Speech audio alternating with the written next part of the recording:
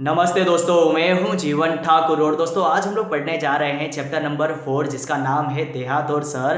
दोस्तों ये जो आज का हम लोग चैप्टर पढ़ने वाले हैं ये दोस्तों एक पत्र है और यहाँ पे दोस्तों हम लोग को दो पत्र मिलेंगे। जहाँ पे पहला पत्र होगा, पहला पत्र लिखा है देहात ने। देहात मतलब होता है दोस्तों गाँव, गाँव ने शहर को पहला पत्र लिखा है और जिसमें दोस्तों गाँव अपने दुख और सुख के बारे में शहर को बताने वाला है। और दूसरा पत्र ठीक इसके बाद दूसरा पत्र हम लोग को मिलेगा जो दोस्तों शहर ने गाँव को लिखा है, जहाँ पे शहर अपने दुख और सुख के बारे में गाँव को बता रहा है। तो दोस्तों बहुत ही खूबसूरत तरीके से अभिषेक पांडे जी ने ये चैप्टर को लिखा है, ये पत्र को लिखा है। बहुत ही ज्यादा मजा आने वाला है ये चैप्टर पढ़ने में। तो दोस्तों फटाफट ये चैप्टर पढ़ना स्टार्ट करते हैं और आ जाते हैं हम लोग चैप्टर की ओर। सबसे पहले दोस्तों हम लोग एक बार अभिषेक पांडे जी का एक बार परिचय देखेंगे, फिर हम लोग चैप्टर की शुरुआत करेंगे। देखते हैं दोस्तों, आ जाते हैं हम लोग चैप्टर नंबर 4 पे। दोस्तों चैप्टर नंबर 4 है हमारे पास देहात और शहर, जिसे लिखा था अभिषेक पांडे जी ने इस चैप्टर को लिखा है। बहुत ही खूबसूरत लिखते हैं ये।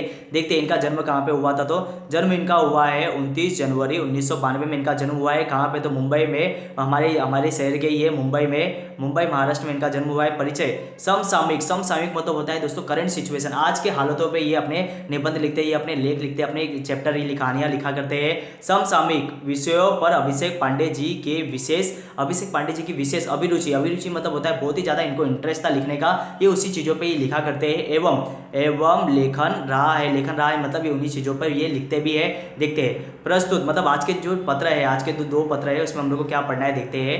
प्रस्तुत पत्रों में लेखक ने देहात और शहर के अपने सुख और दुख एवं बढ़ती हुई जनसंख्या, सुख और दुख के बारे में तो बताया है। साथ में दोस्तों सबसे बड़ी समस्या क्या है? सबसे बड़ी आज समस्या है जनसंख्या। जनसंख्या की वजह से दोस्तों बेरोजगारी बढ़ती है, जनसंख्या की वजह से भूखमरी बढ़ती है, गरीबी बढ़ती है। देखते हैं जनसंख्या के अभिशाप मतलब एक तरीके का श्राप ही है हमारे लिए। अभिशाप पर अनेक सुझाव दिए हैं। दोस्तों भारत की जनसंख्या दूसरी सबसे दुनिया की सबसे बड़ी कंट्री है जिसकी पॉपुलेशन सबसे ज्यादा है। आज 138 करोड़ हमारी पॉपुलेशन हो गई है और कुछ आने वाले सालों में 5-6 सालों में हम लोग चाइना को भी पीछे छोड़ के नंबर 1 बन जाएंगे। पॉपुलेशन में दोस्तों हम लोग बहुत ही ज्यादा बढ़ रहे हैं, जिससे काबू में रखना बहुत ही ज्यादा जरूरी है। आ जाते हैं हम लोग अपने चैप्टर की ओर। देखते दोस्तों जैसे कि मैंने बताया था पहला पत्र लिखा है गाँव ने शहर को लिखा है। तो यहाँ पे देखना है दोस्तों ये पुराने तरीके का पत्र था, तो आजकल का हमारा पत्र लिखने का स्टाइल बदल चुका है। देखते दोस्तों दिनांक इस साइड लिखा है, दिनांक 1 अगस्त 2017 में इन्होंने पत्र लिखा था। 1 अगस्त 2017 का पत्र है। और किसे लिखा है? तो लेफ्ट साइड में है प्रिय मित्र शहर को पत्र लिखा है। नमस्कार, हम लोग भी पत्र ऐसे लिखते हैं, नमस्कार करते हैं किसी को भी।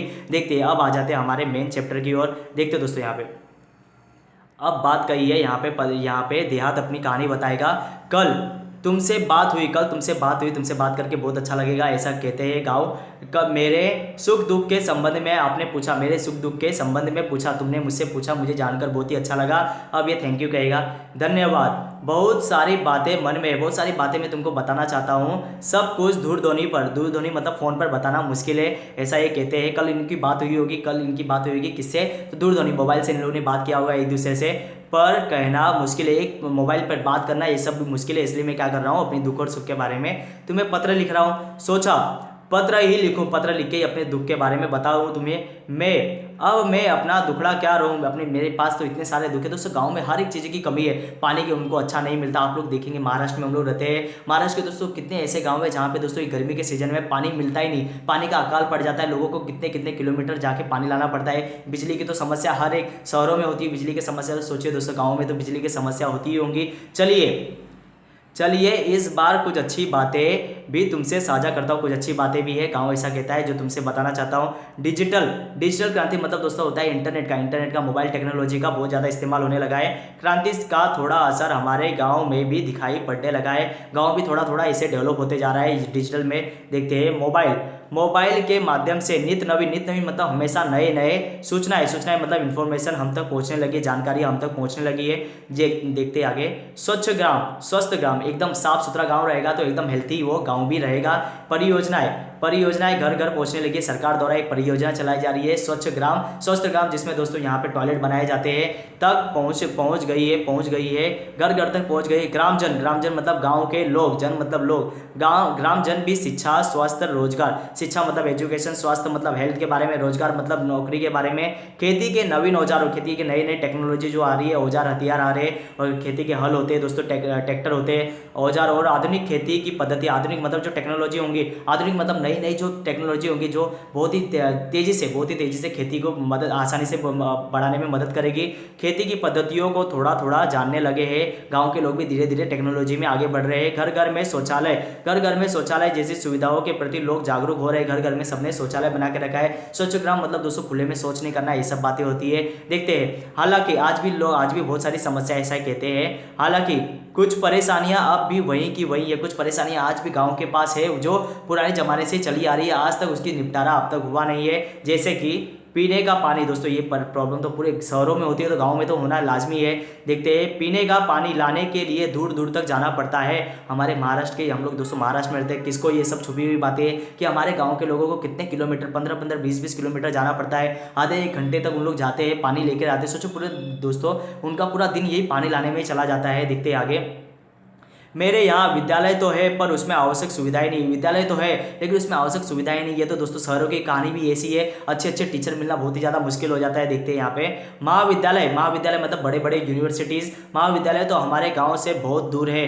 तुम्हारे बारे में सोचता हूँ, अगर आ जाते हम लोग थोड़ा सा इसको मैं जूम कर देता हूँ, थोड़ा बड़ा साइज में दिख जाएगा हमें। तुम्हारे बारे में सोचता हूँ ऐसा ही कहते हैं आगे।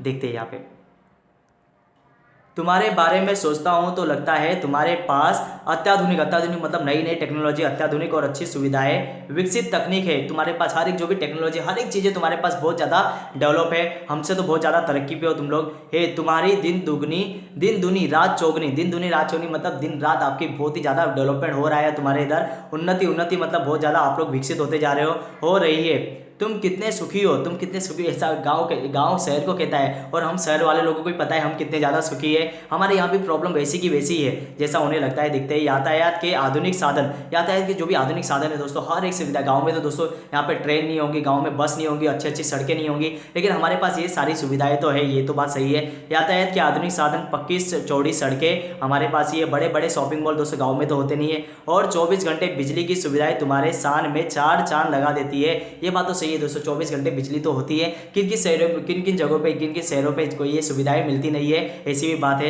कभी कभी मन बहुत उदास हो जाता है, कभी कभी मन बहुत ज़्यादा उदास हो जाता है जब ये देखता है कि गांव इतना पिछड़ चुका है। एक ज़माना था जब मेरे यहाँ बहुत खुशहाली थी, ऐसा कहता है। एक ज़माना था जब इनके यहाँ पे सब कुछ लोग खुशहाल थे, सब खेती किया करते थे, लेकिन अब वो खेती छोड़कर शहरों की ओर भाग रहे। शहरों की चकाचौंध देखकर, शहरों की खुशहाली देखकर लोग गाँव छोड़कर शहरों की ओर भाग रहे, ऐसा ये बात बताने वाला है। देखते हैं, एक ज़माना था जब मेरे यहाँ बहुत खुशहाली थी, चारों तरफ हरियाली थी, पर अब पहले जैसी रौनक नहीं। अब कोई लोग ही नहीं है गांव में, सब लोग गांव छोड़कर यहाँ पे चले आ रहे हैं। देखते हैं, मैं असुविधा मतलब कोई भी यहाँ पे रहने की अच्छी सुविधाएं नहीं है। बेरोजगारी मतलब लगातार बेरोजगारी बढ़ती जा रही है। खेती लोग करना नहीं चाहते। खेती करके भी दोस्तों अच्छी खेती होने के बाद भी कभी बारिश नहीं हो जाए, कभी उनको खेती का बराबर मुआवजा नहीं मिले तो दोस्तों उनकी फसल तो पूरी बेकार हो जाती है। तो खेती करना बहुत ही ज़्यादा मुश्किल हो जाता है। गाँव के लोग आपसी झगड़ों में फंसे हुए, गुटबाजी करते हैं, एक दूसरे के साथ गुट बना के रहते हैं, ग्रुप बना के एक दूसरे की चुगलियाँ करते रहते हैं गाँव में। शांति नाम की कोई चीज़ ही नहीं है यहाँ पे। लोग पहले एकता होती थी गाँव में, आजकल के लोगों में अशांति फैली हुई है। कोई भी यहाँ पे आज शांति से रहता नहीं है। जैसी समस्याओं से घिरता जा रहा है ये गांव, ये छोटी छोटी समस्याओं से घिरता जा रहा है। जो छोटी छोटी समस्या बाद में ये गंभीर बड़ी समस्या बन जाती है। देखते हैं, आ जाते हैं हम लोग यहाँ पे अपने नेक्स्ट पैराग्राफ की ओर। देखते हैं यहाँ पे, समस्या से घिरता जा रहा हूँ। यहाँ के कुछ अशिक्षित मतलब जो पढ़े लिखे जरा भी नहीं है, और अल्प शिक्षित, पढ़े लिखे तो है लेकिन बहुत ही कम वो शिक्षित है। 8वीं 9वीं क्लास पढ़े होंगे। अल्प शिक्षित लोग परिवार कल्याण के प्रति आज भी उदासीन है। उदासीन मतलब कोई भी रिस्पॉन्स देते नहीं। आज भी परिवार कल्याण का मतलब होता है दोस्तों 2 बच्चे। परिवार वही सुखी होता है जिसके घर में कम बच्चे हो। 2 बच्चे सुखी परिवार, ऐसा कहा जाता है। लेकिन दोस्तों जिनके घर में 4-4 बच्चे हो, 10-10 बच्चे और खाने के लिए कमाने वाला एक इंसान हो, तो दोस्तों वो घर में गरीबी तो आना लाजमी है। वो घर में कमाने और किसी भी घर में दोस्तों एक इंसान कमा रहा है और 10 इंसान खाने वाले हैं तो वो घर अच्छे से चल सकता नहीं है। वहाँ पे दोस्तों हर एक चीज़ की कमी वहाँ पे महसूस होगी। इसलिए दोस्तों ये किन लोगों में प्रॉब्लम होता है, ये जो अशिक्षित होते हैं, जो बिल्कुल पढ़े नहीं होते, या तो वो अल्प शिक्षित होते हैं, इन्हीं लोगों में ये सब प्रॉब्लम होती है। देखते हैं, जनसंख्या, अब सबसे बड़ी प्रॉब्लम तो यही है। जनसंख्या भी बढ़ रही है, जनसंख्या धीरे धीरे बढ़ रही है इन लोगों के कारण। उनके लिए यहाँ काम धंधा नहीं। अब जनसंख्या बढ़ेगी दोस्तों, काम धंधा रोजगार तो बहुत कम है हमारे देश में। जो रोजगार है उसके पीछे दोस्तों अगर नौकरियां 10,000 होती है तो उसके पीछे नौकरी मांगने वाले वो 1 लाख लोग होते हैं। तो इतने लोगों को नौकरी कैसे मिलेगी, ये तो प्रॉब्लम होता है। ये प्रॉब्लम सिर्फ और सिर्फ ये जनसंख्या की वजह से प्रॉब्लम हुआ है। देखते हैं यहाँ पे, आ जाते हैं हम लोग नेक्स्ट वाले पैराग्राफ में। देखते हैं रोजगार की तलाश में लोग शहर जा रहे हैं। यही तो बात है दोस्तों, गांव छोड़कर लोग शहर की तरफ जा रहे हैं क्योंकि उनको लगता है कि शहर में जाकर रोजगार उनको मिल जाएगा, नौकरी मिल जाएगी। देखते हैं यहाँ काम के लिए मजदूर नहीं मिल रहे हैं। यहाँ पे काम करने के लिए कोई भी मजदूर नहीं मिल रहा है। शहरी चमक दमक और आधुनिक सुविधाओं की ओर आकर्षित होकर लोग मुझे अकेला छोड़कर तुम्हारी ओर दौड़ रहे। कितनी बड़ी बात है दोस्तों, गांव को लोग छोड़ते हैं जहाँ पे दोस्तों हम लोग ने बचपन से हम लोग रहे, जहाँ पे हम लोग ने आंखें खोली थी, वो जगह को हम लोग छोड़कर हम लोग शहर की ओर भाग रहे। देखते हैं यहाँ स्वास्थ्य सुविधाएं भी नहीं, यहाँ पे कोई अच्छी सुविधाएं भी नहीं है। यहाँ पे हॉस्पिटल है लेकिन उनमें अच्छी सुविधाएं होती नहीं है, और हॉस्पिटल होंगे भी तो दोस्तों बहुत सारे गांव मिलाकर एक हॉस्पिटल होता है गांव में, तो ऐसी बात होती है। बीमारियां हैं पर पर्याप्त मात्रा में सुसज्ज मतलब एकदम अच्छी हर एक सुविधाएं होने वाली, और अच्छे अस्पताल नहीं है, अच्छे अस्पताल नहीं है दोस्तों। कभी भी किसी को कोई बीमार पड़ जाए तो उसे शहरों की ओर ले आना पड़ता है। देखते हैं यहाँ पे लोगों को ठीक समय पर दवा नहीं मिल पाती, मेरा परिवार टूट सा रहा है। और ऐसा करते हैं, सभी सुविधाएं उनको नहीं मिल पाती तो मेरा परिवार धीरे धीरे खत्म होते जा रहा है। कोई ना कोई यहाँ के लोग जो है वो यहाँ पे रहना नहीं चाहते, और जो लोग यहाँ पे थे पढ़े लिखे थे वो तो दोस्तों यहाँ पे उनको काम नहीं मिल रहा था तो वो शहरों की ओर भागने लगे हैं। अब ये प्रश्न पूछता है, बताइए मैं क्या करूँ, मैं अपने लोगों को कैसे रोकूँ, आपकी तरफ आने से मैं कैसे रोकूँ, और कैसे यहाँ पे नई सुविधाएं लाऊं ताकि मेरे यहाँ के गाँव वाले लोगों को कहीं और जाना ना पड़े। तुम्हारा मित्र देहात, ऐसा कहकर वो अपने पत्र को एंड करता है। अब दोस्तों यहाँ पे पत्र लिखेगा, दूसरा पत्र यहाँ पे आने वाला है। जो पत्र लिखने वाला है यहाँ पे शहर, ये कौन से दिन पत्र लिखा था दोस्तों हम लोग को याद है। ये जो पहला पत्र था जो देहात ने पत्र लिखा था, वो पत्र की डेट थी 1 अगस्त 2017 में उन्होंने पत्र लिखा था। तो दोस्तों यहाँ पे देखना है अब शहर कौन सी तारीख को पत्र लिखने वाला है, 1 अगस्त से। अब ये 15 अगस्त को पत्र लिखने वाला है, ये है शहर। देखते हैं सर अपने पत्र में क्या लिखने वाला है। और दोस्तों 15 अगस्त हम लोग जानते हैं, 15 अगस्त हमारा इंडिपेंडेंस डे था, हम लोग को सबको याद रखना है ये बातें। तो देखते हैं यहाँ पे अब पत्र में क्या लिखा है। दिनांक 15 अगस्त 2017 को पत्र लिखा था। किसे ये पत्र लिखते हैं, प्रिय मित्र देहात, गांव को पत्र लिखा है, नमस्कार ये भी कह के संबोधन करते हैं। देखते हैं आज स्वतंत्रता दिवस है, आज हमारा इंडिपेंडेंस डे है। इस उपलक्ष्य पर, इस मौके पर हार्दिक बधाई, इस मौके पर तुमको मैं बहुत सारी बधाइयाँ दे रहा हूँ, ऐसा कहता है शहर। देखते हैं तुम्हारा पत्र मिला, तुम्हारी प्रगति के बारे में जानकर खुशी हुई। तुम लोग जो प्रगति कर रहे हो, जो डिजिटल क्रांति कर रहे हो, डिजिटल में बहुत ज़्यादा आगे बढ़ रहे हो, वो सुनकर मुझे अच्छा लगा, मित्र कहता है।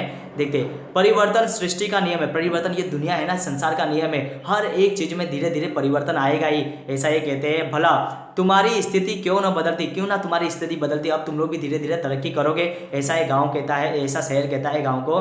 धीरे धीरे और भी विकास होगा, धीरे धीरे गाँव का और भी विकास होगा। अब यहाँ पे एक दोहा इन्होंने बीच में कहा गया है, देखते हैं। धीरे धीरे रे मन्ना का मतलब होता है धीरे धीरे। ए इंसान, धीरे धीरे तू लगातार मेहनत करते रहे, लगातार तुझे तरक्की मिलनी पक्की है। देखते हैं धीरे सब कुछ हो, हर एक दुनिया में जो भी काम होता है ना धीरे धीरे होता है, कोई एक दिन में हर एक चमत्कार नहीं होते दोस्तों, धीरे धीरे हमें लगातार कोशिश करते रहना पड़ता है। देखते हैं एक एग्जाम्पल भी दिया है, माली सींचे 100 घड़ा, माली किसी भी पेड़ को, किसी भी कोई आम का पेड़ हो या कोई भी पेड़ हो दोस्तों, माली उसको 100 घड़े क्यों ना देते, पानी का 100 घड़े क्यों ना देते, लेकिन फल तो तभी उगेंगे, आम के पेड़ में तभी फल लगेंगे जब ऋतु आए, जब ऋतु मतलब वहां पे सीजन आएगा, बरसात का मौसम आएगा, तभी उसमें क्या आने वाले हैं, फल आने वाले हैं। तो दोस्तों लगातार हम लोग को मेहनत करते रहना है, और एक समय ऐसा आएगा जब हमको उसका जो भी हम लोग ने काम किया उसका हम लोग को फल मिल जाएगा, रिजल्ट हमको मिल जाएगा। इसलिए कहा गया है धीरे धीरे रे मन्ना, धीरे सब कुछ होए, माली सींचे 100 घड़ा, ऋतु आए तब फल होए, ऋतु आए फल होए, ऐसा कहा गया है। बढ़ते हम लोग अपनी अगले पैराग्राफ पे, देखते हैं अगला पैराग्राफ क्या कहता है हमसे। यहाँ पे आ जाते हैं, माना कि कुछ परेशानियां हैं। देखते हैं, माना कि कुछ परेशानियां हैं, वहाँ के परिवार तेजी से मेरे यहाँ आ रहे हैं। तुम्हारे गांव में बहुत सारी परेशानियां मानता हूँ मैं, लेकिन तुम्हारे यहाँ से जो लोग हमारे यहाँ पे आ रहे हैं, तुमको उनको लगता है कि यहाँ पे चमक दमक देख के वो यहाँ पे तो आ जाते हैं, लेकिन ऐसा नहीं है कि उनको सबको यहाँ पे खुश होते हैं। वो यहाँ पे आकर दोस्तों छोटी छोटी झोपड़पट्टियों में उनको रहना पड़ता है, ऐसा तो नहीं होगा ना दोस्तों सीधे यहाँ पे आकर गाँव से यहाँ पे उठ के आए और यहाँ पे आकर सीधे उन लोग को बड़ी बड़ी मैनेजर की पोस्ट मिल जाए, ऐसा तो होने वाला नहीं है। देखते हैं, परंतु यहाँ आकर भी सब कहाँ खुशी, सब कहाँ सुखी है, चिराग तले अंधेरा है, मतलब जैसा सोच के उन लोग आते हैं वैसा सब कुछ यहाँ पे नहीं है। जो रौनक देखकर वो आए थे वो रौनक उन लोगों को सबके नसीब में ऐसी नई रौनक मिलने वाली। जिन बस्तियों में, जिन झोपड़पट्टियों में, जिन हालातों में रहते हैं, तुम सुनोगे तो और बेचैन और व्यथित हो जाओगे, और ज़्यादा परेशान तुम हो जाओगे जब मैं बताऊंगा कि जो तुम्हारे गांव से लोग आए, जो गरीब लोग गांव से आए, वो यहाँ पे आने के बाद कोई अमीर नहीं बन गए, यहाँ पे आने के बाद भी वो गरीबों जैसी जिंदगी और गरीबों से भी बदतर जिंदगी वो यहाँ पे बिता रहे। गाँव में तो उनके अच्छे घर थे, यहाँ पे दोस्तों रहने के लिए घर भी नहीं होता कितने लोगों के पास। देखते हैं यहाँ पे, दिन ब दिन बढ़ती भीड़ से मैं परेशान हो उठा हूँ। मेरे यहाँ जो सर बता रहा है, मेरे यहाँ जो भीड़ बढ़ती जा रही है ना, उसकी वजह से मैं बहुत ज़्यादा परेशान हो रहा हूँ, क्योंकि यहाँ पे रहने के लिए लोगों के पास घर ही नहीं है। जो यहाँ पे ट्रेन भी चलते हैं, ट्रेन में दोस्तों ऐसा लगता है कि ये ट्रेन जरा भी वहाँ पे आप सुबह की ट्रेन में चले जाए तो दोस्तों एक पैर रखने की भी वहाँ पे जगह नहीं होती। देखते हैं, जिस चमक दमक की बात तुम कर रहे हो वो सबको कहाँ उपलब्ध होती है, वो सभी के नसीब में नहीं होती। आधे लोग तो यहाँ पे झोपड़पट्टियों में रहना पड़ता है, उन लोगों को किसी को भी ये चमक दमक मिलती नहीं। बहुत कम लोग होते हैं जो गांव से आकर यहाँ पे सफलता उन लोगों को मिल जाती है। देखते हैं यहाँ पे, तुम्हारे यहाँ से जो भी यहाँ आते हैं कई बार बाद में पछताते, कई बार बहुत ज़्यादा उन लोगों को बहुत ज़्यादा रिग्रेट होता है, बहुत ज़्यादा दुखी होते हैं कि वे सोचते हैं कि मैं क्यों गांव से यहाँ पे आ गया। क्योंकि दोस्तों यहाँ पे उन लोगों को हर एक सुविधा यहाँ पे मिलने वाली नहीं, जो चीज़ें देखकर वो यहाँ पे आए थे वो सारी चीज़ें हर एक के नसीब में नहीं मिलने वाली। देखते हैं, अब ये बताते हैं कि मैं चाहता हूं कि तुम क्या करो, तुम अपना इतना ज़्यादा डेवलपमेंट कर दो। गांव को बता रहा है, तुम अपना इतना ज़्यादा डेवलपमेंट कर दो कि तुम्हारे गांव के लोग हमारे शहर में आए ही नहीं, उनको वो सारी चीज़ें वहीं पे मिल जाए। देखते हैं, मैं चाहता हूं कि तुम अपने लोगों को समय रहते अपने महत्व समझाओ, अपना महत्व समझाओ, मतलब अपने गांव के बारे में बताओ। गांव में भी बहुत सारी चीज़ें होती है, तुम उनके बारे में उनको बताओ। देखते हैं, छोटा परिवार सुखी परिवार, कितनी अच्छी लाइन है दोस्तों। छोटा परिवार, 2 लोगों का परिवार होगा, 4 लोगों के 2 बच्चे होंगे, 2 माता पिता होंगे, तो दोस्तों वो परिवार में ज़्यादा उनके खर्चे ही नहीं होंगे, तो उन लोग के पैसे बहुत ज़्यादा बचने वाले, हर एक ज़रूरतों की पूरी होगी। लेकिन वही 10 लोगों का परिवार होगा तो दोस्तों हर एक के नसीब में वो सारी सुविधाएं नहीं मिलने वाली। देखते हैं, छोटा परिवार सुखी परिवार की बात अब उनकी समझ में आ जानी चाहिए। अब सभी लोगों, गांव के लोगों को समझ आना चाहिए छोटा परिवार सुखी परिवार होता है। तुम उन्हें बुराइयों से दूर रखकर विभिन्न व्यवसायिक कौशलों मतलब उनको हर एक जो भी बिजनेस के टैलेंट होते हैं उनके बारे में उन लोगों को बताओ। कंप्यूटर की नॉलेज दो, कंप्यूटर संबंधी जानकारी विकसित करने की तरफ ध्यान दो। यहाँ पे दोस्तों गाँव के लोगों को कंप्यूटर के बारे में उन लोगों को समझाओ। देखते हैं, खेल तो ग्रामीण जीवन की आत्मा है। जो खेल होता है ना, ग्रामीण जीवन, गाँव से ही लोग दोस्तों जो भी यहाँ पे रेसलर होते थे वो गाँव से ही निकलने आते। गाँव से हर एक जो भी हम लोग देखते हैं ओलंपिक में देखते हैं, सबसे ज़्यादा खिलाड़ी जो निकलते हैं वो गांव से ही निकलते हैं, शहरों से तो बहुत कम निकलते हैं। खेल तो ग्रामीण जीवन की आत्मा है। दौड़ना, तैरना, पेड़ों पर चढ़ना उतरना वहाँ के बच्चों की रग रग में रचा बसा है। दोस्तों गांव के लोग ये इतने ज़्यादा उन लोग की फुर्ती होती है, फुर्तीले होते हैं, तो ये सारे खेलों में उन लोग बहुत ज़्यादा तरक्की कर सकते हैं। तो गाँव को बता रहा है शहर कि तुम क्या करो, उनको ये सब चीज़ों के बारे में बताओ ताकि वो इन खेलों में आगे वो बढ़ पाए। देखते हैं, आज कितने विख्यात खिलाड़ी गांव से ही आगे बढ़े, कितने सारे खिलाड़ी हैं जो गांव से ही आगे बढ़े।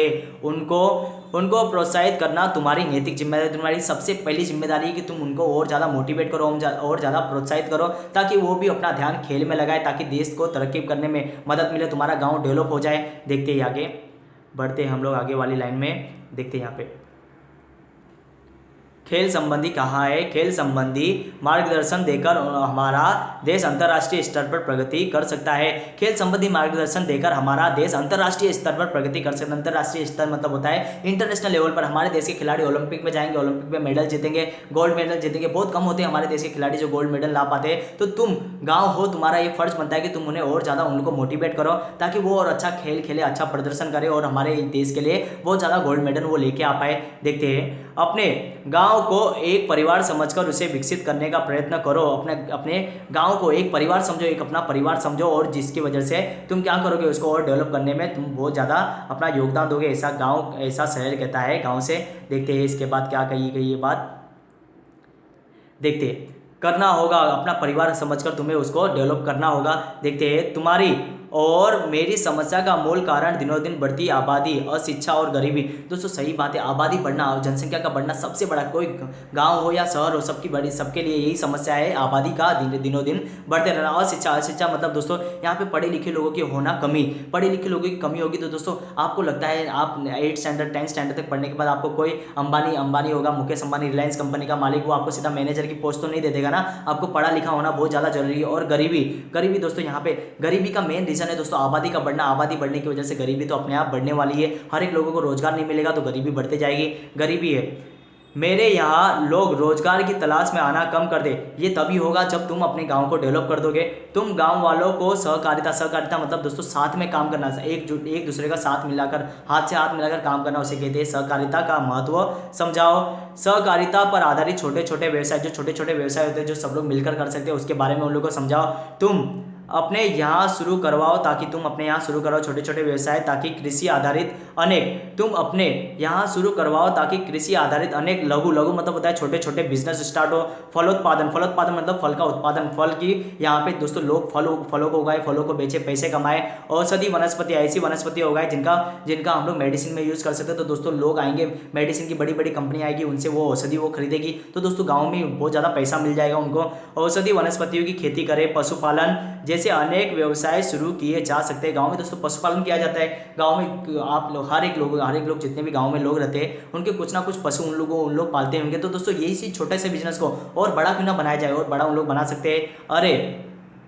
अरे देहात भाई कितने भाग्यशाली हो। अब यहाँ पे गांव की थोड़ी तारीफ भी की है, कितने भाग्यशाली हो तुम, प्रदूषण मुक्त वातावरण में रहते हो। कितनी अच्छी बात है दोस्तों। यहाँ पे गांव में एक बात तो अच्छी है कि वहाँ पे कोई भी किसी भी प्रकार का प्रदूषण नहीं होता, ना वहाँ पे गाड़ियों की, यहाँ पे दोस्तों गाड़ियों से निकलने वाला धुआं है, ना दोस्तों कोई फैक्ट्री का वहाँ पे कारखाने से निकलने वाला धुआं निकलने वाला है। तो हर एक चीज़ से साफ सुथरा है गाँव। तो दोस्तों इतना अच्छा इन्वायरमेंट होता है गाँव का। खुला परिसर, एकदम साफ सुथरा खुला परिसर तुम्हें मिलता है। यहाँ पे तो दोस्तों एक बिल्डिंग यहाँ पे खड़ी है, तो सामने वाले बिल्डिंग हमें यहाँ पे कोई बाहर का नजारा नहीं दिखाई देता। एक बिल्डिंग खत्म होती है तो उसके सामने दूसरी बिल्डिंग। हम लोग जब अपनी गैलरी में खड़े होते हैं तो हमें कोई बाहर का कोई अच्छा सीनरी हम लोग को दिखने नहीं मिलता, हमें कोई ना कोई दूसरी बिल्डिंग ही दिखाई देती है। न धुआं, कोई भी गांव में तुम्हारे इधर धुआं नहीं है, ना वाहनों की चिल्लप मतलब आवाज शोरगुल नहीं है। हरे भरे पेड़, ये सब चीजें तुम्हारे पास ही, हरे भरे पेड़। दोस्तों यहाँ पे जो खूबसूरती होती है ना, नज़ारे, वो जन्नत के नज़ारे ऐसा कहा जाता है, वो गाँव के पास ही है। देखते हैं रात में तारों भरा आसमान तो सवेरे उगते सूरज के दर्शन कितने सहजता, कितने आसानी से, सरलता से हो जाते हैं। दोस्तों यहाँ पे आप लोग ध्यान दीजिए, हम लोग यहाँ पे शहरों में रहते हैं, हम लोग बिल्डिंगों में रहते हैं। कभी दोस्तों आप लोगों ने रात को सोते समय आपने चांद तारों को देखा है? कितना ये सब कितनी अच्छी बातें हैं चांद तारों को देखना, लेकिन ये नसीब में हमारे है ही नहीं। जो शहरों में रहते हैं उनके ये नसीब से बहुत ज़्यादा दूर चले गए। ये नसीब में अब तक है तो ये गाँव वालों के नसीब में है। देखते हैं सहजता से उगते सूरज, सुबह दोस्तों उगते सूरज को देखना, ये भी दोस्तों गाँव वालों के नसीब में ये सारी बातें हैं। हम तो इमारतों के जंगल में बदल गए। जो जंगल है हमारे दोस्तों, पेड़ों को काटकर हम लोगों ने जंगल बना दिए, लेकिन ये जंगल बने हैं सीमेंट के। ये बिल्डिंग जो खड़ी है ना, वो सीमेंट के जंगल कहा गया इसे। तो इमारतों के जंगल में बदल गए। खुला आसमान ये आपके ही नसीब में है। बड़ा मैदान हमारे लिए कितने अनमोल एवं दुर्लभ है। दुर्लभ मतलब ना के बराबर, ये हमको दिखते हैं। अनमोल मतलब कितने कीमती है। ये सारी चीज़ें हमारे लिए तो ना के बराबर है। ये सब ये तुम नहीं समझ सकते, ये हमारे दुख को तुम भी नहीं समझ सकते। हम ये सब चीज़ों को कितना महसूस करते हैं। ये सब चीज़ों को हम लोग को देखना है तो हम लोग को कहीं और घूमने के लिए जाना पड़ता है, गाँव में घूमने के लिए जाना पड़ता है।